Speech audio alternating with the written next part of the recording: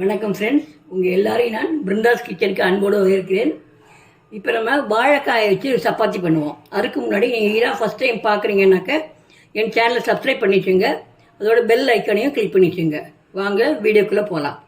இப்போ நான் ஒரு பெரிய வாழைக்காய் இருந்தது, அதனால் 4 துண்டாக போட்டு வேக விட்டு எடுத்து வச்சுருக்கேன். இல்லை நம்ம 2 2 மட்டும் நான் மிக்சியில் அரைச்சிட்டு வரேன் சப்பாத்திக்கு. ஏன்னா கோதுமை போடுறப்ப நிறைய வரும். நீங்கள் உங்களுக்கு வேணுங்கிற அளவுக்கு நீங்கள் போட்டுருங்க. வாழைக்காய் எவ்வளோ வேணுமோ அவ்வளோ போட்டுருங்க.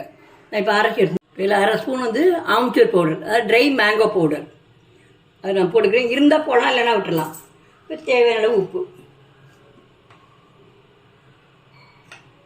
அப்புறம் சில்லி ஃப்ளேக்ஸ் ஒரு 1/4 ஸ்பூன். நீங்கள் உரப்பு தகுந்த மாதிரி போட்டுக்கோங்க. இது எல்லாத்தையும் சேர்த்து போட்டு நம்ம அரைச்சிட்டு வரலாம். இப்போ அரைச்சாச்சு, இதே இதுக்குள்ள போட்டுக்கலாம். நம்ம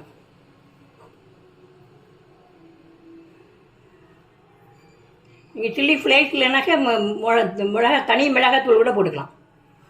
நம்ம வீட்டில் என்ன இருக்கோ அதை வச்சு நம்ம பண்ணலாம். இதுதான் வேணுங்கிற அவசியம் கிடையாது.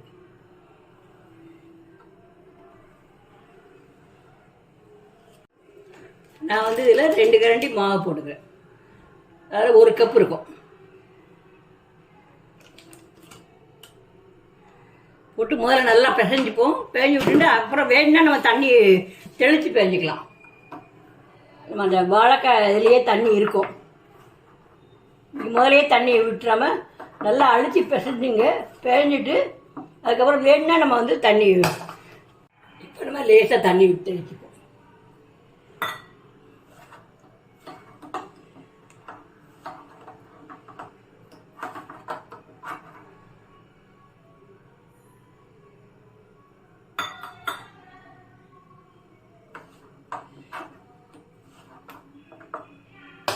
இதில் 1 ஸ்பூன் எண்ணெய் விட்டு நல்லா பிசைஞ்சு வைக்கலாம்.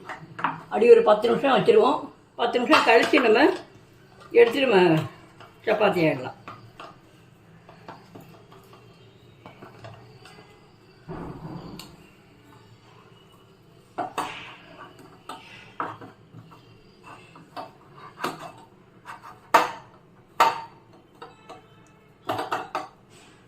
இதே மாவு வச்சு தான் நம்ம பூரி பண்ண போகிறோம்.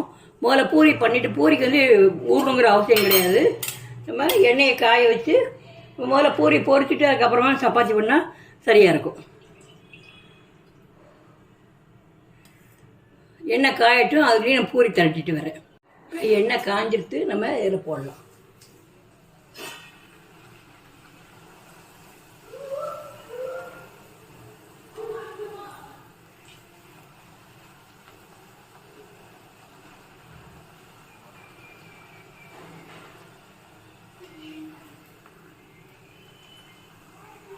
நல்லா காய விட்டு போட்டிங்கன்னா நல்லா பஃப்னு வரும். காயாமல் போட்டாக்கா சப்பின மாதிரி வந்துடும். இந்த மாதிரி மீதி உள்ளதையும் போட்டு எடுக்கணும். இப்போ எண்ணெய் நல்லா காஞ்சி வேணா போனால் எவ்வளோ நல்லா பஃப்னு வந்துருக்கு பாருங்கள்.